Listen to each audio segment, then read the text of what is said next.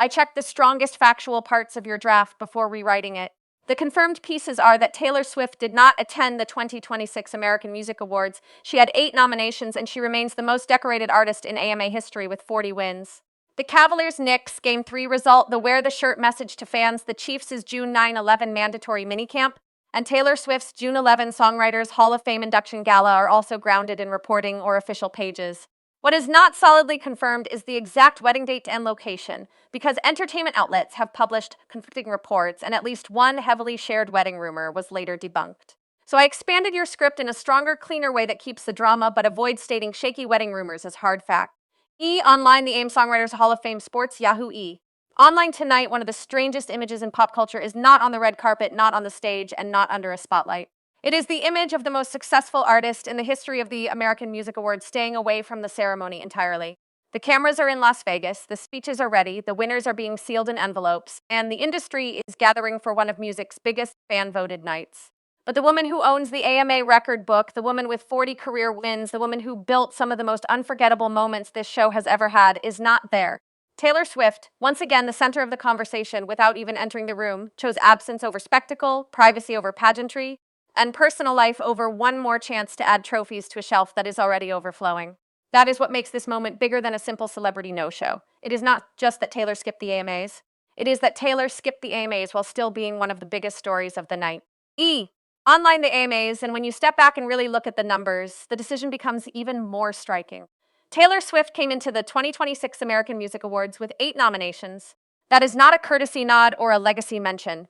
That is a full-scale presence in the biggest categories, the kind of night where her name could have been called again and again. She was nominated for Artist of the Year, Best Female Pop Artist, Album of the Year, and Best Pop Album for The Life of a Showgirl, plus Song of the Year, Best Music Video, and Best Pop Song for The Fate of Ophelia, along with Song of the Summer for Elizabeth Taylor. This was not a year where she was quietly included out of respect. She led the field, she mattered, she was part of the central competitive story of the night. And still, she chose not to be in the building. That alone tells you that whatever matters to Taylor Swift right now is not about optics, not about applause, and not about collecting one more public moment for the highlight reel. The AMAs Online, that is what gives this whole situation its emotional tension. Most stars spend years trying to become unavoidable at a major awards show. Taylor Swift has reached a point where she can dominate an event by not showing up. Her relationship to the American Music Awards is not casual, it is historic. 40 wins is not just a nice statistic. It is a monument. It places her above every other artist in the ceremony's long history. More than that, it turns the AMAs into part of her mythology. Fans remember the speeches, the reactions, the fashion, the moments when the room tilted toward her and everything else felt secondary. So when someone with that level of ownership over a stage decides not to step onto it, people immediately search for meaning. It stops feeling like a scheduling choice and starts feeling like a statement, even if the statement is simply this: some parts of life now outrank the public performance of fame. Online, the original script you shared leans hard into one explanation, that Taylor is choosing her wedding over the awards. That may be emotionally true in a broad sense, but it is important to say carefully. There is no official statement from Taylor Swift confirming a wedding date, a venue, or a countdown clock. In fact, entertainment coverage around the wedding has been messy and contradictory. One outlet reported a July 3 New York wedding, another reported a June 13 Rhode Island plan, and separately published reporting that debunked one of the most widely circulated date and venue rumors.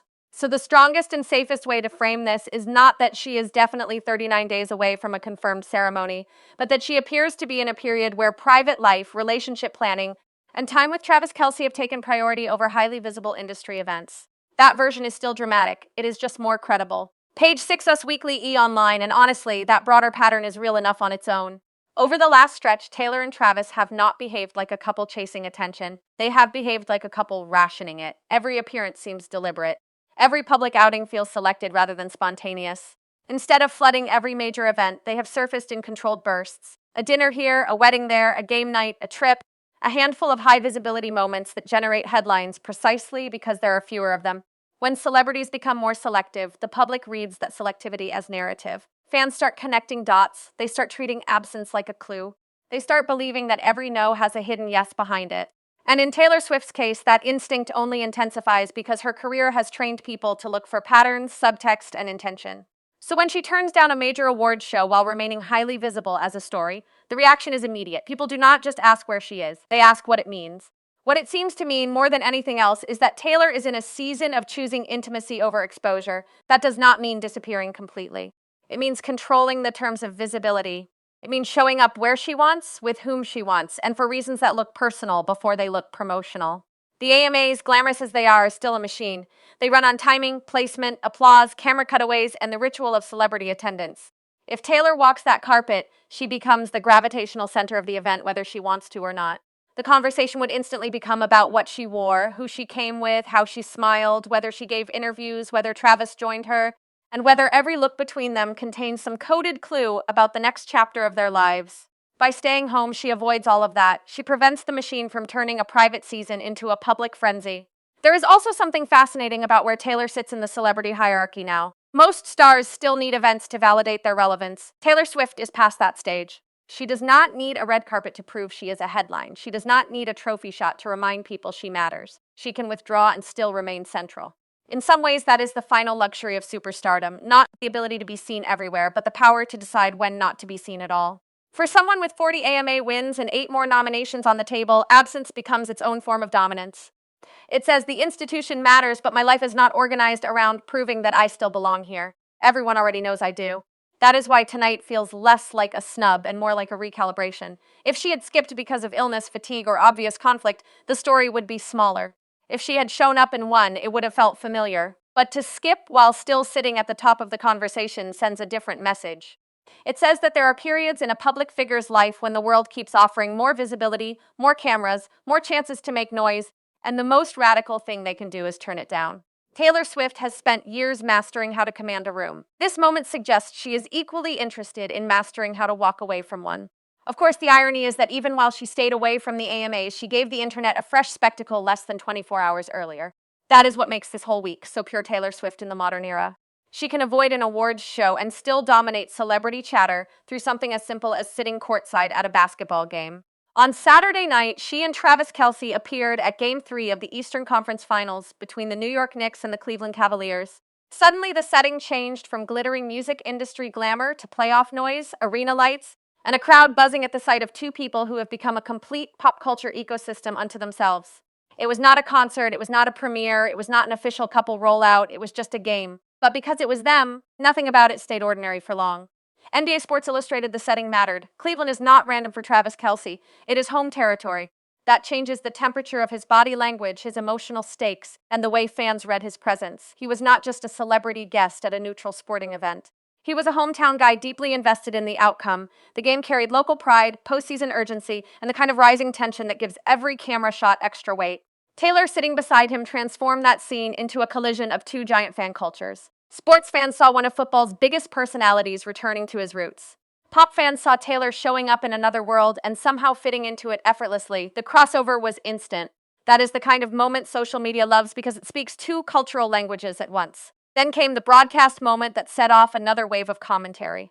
According to follow-up coverage and viral clips, ESPN's on-air team showed the couple and referred to Taylor not by name, but as his fiancée and his girlfriend. Sports Illustrated described the move as curious, and Yahoo covered the backlash from viewers who felt the sidestepping of her name was bizarre, given that Taylor Swift is one of the most famous people on the planet. That is the part of the story that exploded because it tapped into something larger than one broadcast sentence. People are used to seeing Taylor identified instantly, almost reflexively, wherever she appears. To watch commentators circle around her identity instead of simply saying Taylor Swift felt strange enough to become the story itself. Sports Illustrated, Sports Yahoo, and that is where celebrity gender and public perception all tangled together in a matter of seconds. Because once viewers heard his fiancée and his girlfriend, the conversation stopped being about semantics and started being about framing. To some people, it sounded playful. To others, it felt diminishing, like the most globally recognizable person in the shot had been reduced to her relationship to the man sitting beside her. Whether the broadcasters intended that meaning or not, that was the reaction it produced. In a culture already sensitive to how women, especially powerful women, are introduced through men rather than by their own name and status, the clip was always going to travel. And because it involved Taylor Swift, the internet did what it always does with Taylor Swift moments. It turned a few seconds of television into a referendum on respect, celebrity hierarchy, and who gets to define whom. The funny thing is that the moment became so much larger precisely because the solution was so obvious. Just say her name. That is what made the omission feel almost theatrical. There was no mystery woman in those seats. There was no ambiguity. This was not some who is that celebrity cutaway. It was Taylor Swift, seated next to Travis Kelce in a playoff game packed with cameras. By trying to be casual or cute or conversational about it, the broadcast arguably made the scene weirder than if it had simply treated it as normal. And once fans sense weirdness around Taylor, they fill the gap instantly. They clip it, repost it, annotate it, argue about it, and turn it into a mini drama with a life of its own. In that sense, the announcers did the impossible. They found a way to generate controversy out of the easiest name in America to say. At the same time, there was an undeniable comic side to the whole thing. Because the more the broadcast tried to be breezy, the more the internet heard discomfort. The more the panel leaned into relationship labels, the more viewers fixated on the missing proper noun. That gap between what was probably intended as light banter and what landed as awkward avoidance created exactly the kind of accidental absurdity that thrives online. Suddenly, the conversation was no longer just Taylor and Travis were at the game. It became, how did a national broadcast manage to show Taylor Swift multiple times and act like her name was some forbidden incantation? That blend of celebrity absurdity and collective overanalysis is basically the native language of modern fandom. Then there was the other layer, which might sound trivial until you realize how perfect it is for internet storytelling: the shirts. Before the game, the Cavaliers had posted their playoff message to fans: new round, new rules. If you are in the building, you are in uniform. Put on the playoff tee and wear it from tip to final buzzer. It was a classic postseason demand, part rally cry and part public participation ritual. Teams want the arena visually unified. They want everyone looking like one giant wave of support. Then Taylor Swift and Travis Kelce walked into the most visible seats in the building, and according to Sports Illustrated's reporting, neither of them was wearing the damn shirt at first. Instantly, a completely secondary detail became a headline-grade subplot. Sports Illustrated, that is the kind of thing only happens when a celebrity couple operates at this scale. If two ordinary famous people ignore the free playoff tee in their seats, no one cares. If Taylor Swift and Travis Kelce do it, it becomes a tiny class in fame, status, and social immunity. Fans joked that the arena rules clearly did not apply to the most famous pair in the building, and visually, that was true. The entire point of a coordinated playoff shirt is to erase individuality for atmosphere, but celebrity works in the opposite direction. Celebrity turns individuality into the product. It is not really about whether they wore the shirt. It is about the way stars are allowed to remain themselves inside spaces built for collective participation. Everyone else is meant to blend in.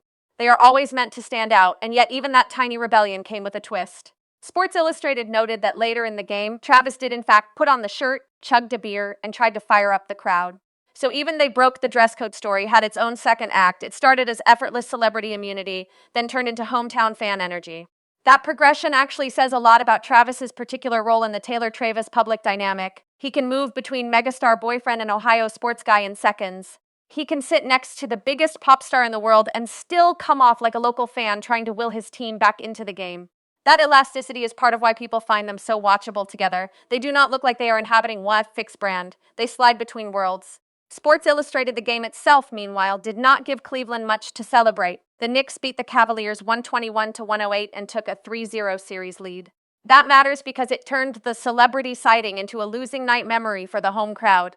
Travis could wave, cheer, and wear the shirt eventually, but the scoreboard still belonged to New York. In these situations, sports fans always look for a joke to take the sting out of defeat, and that is how the so-called Taylor curse chatter gets born.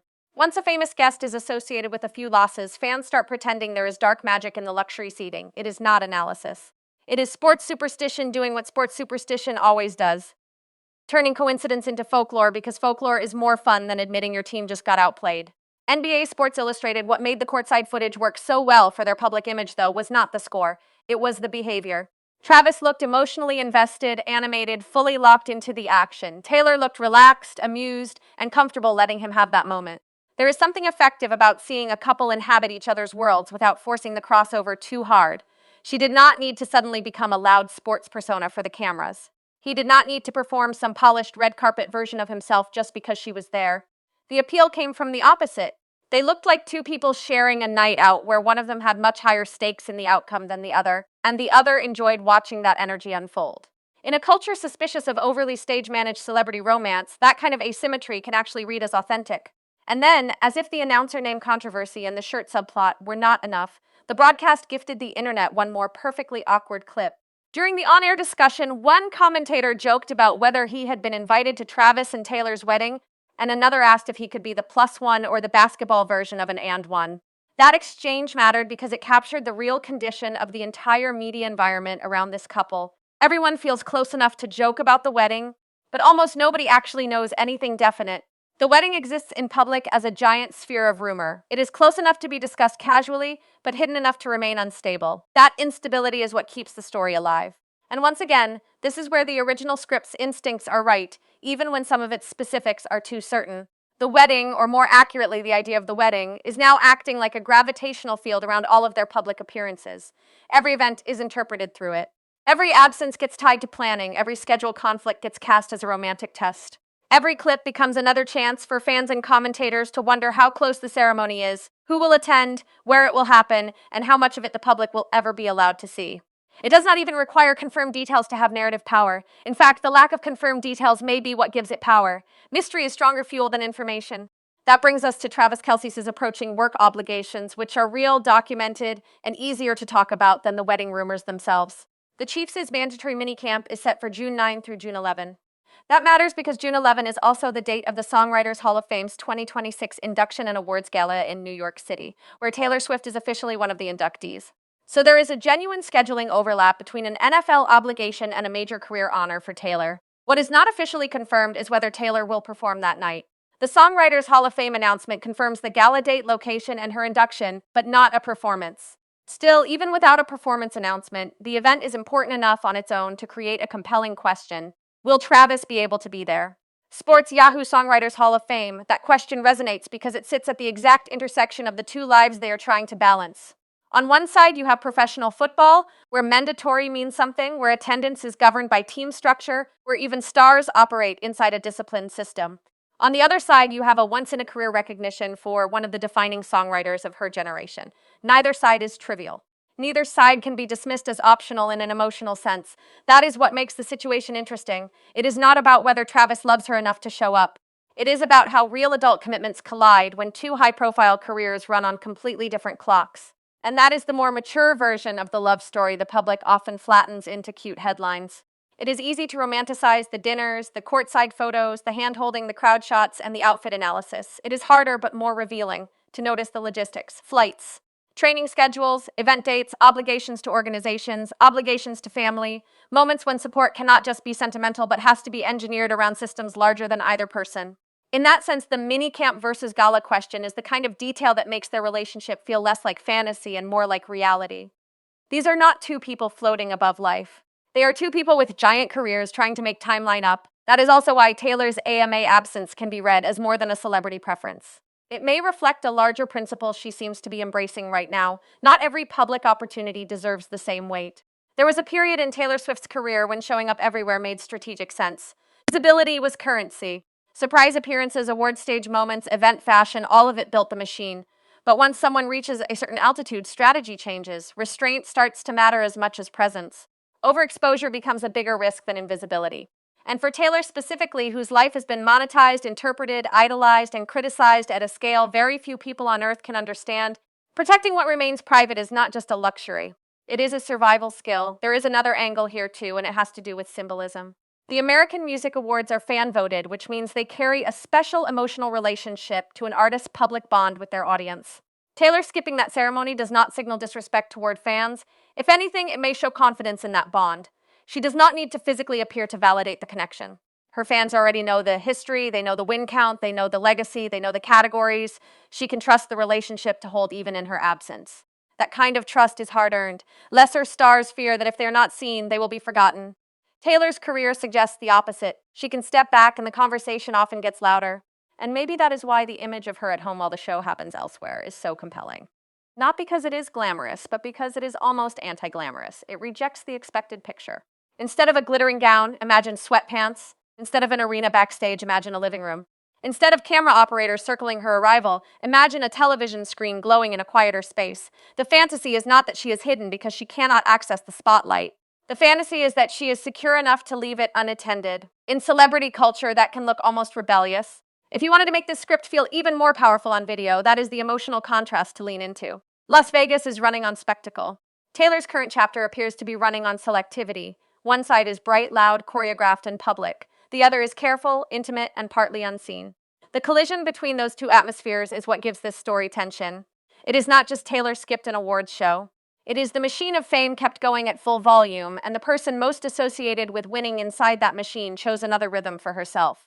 The courtside game then becomes the perfect complement to that idea, because even while she is rejecting one kind of public appearance, she is not vanishing entirely. She is still visible, just in different spaces and on different terms. A basketball game is public but less ceremonial. It allows candidness. It allows movement.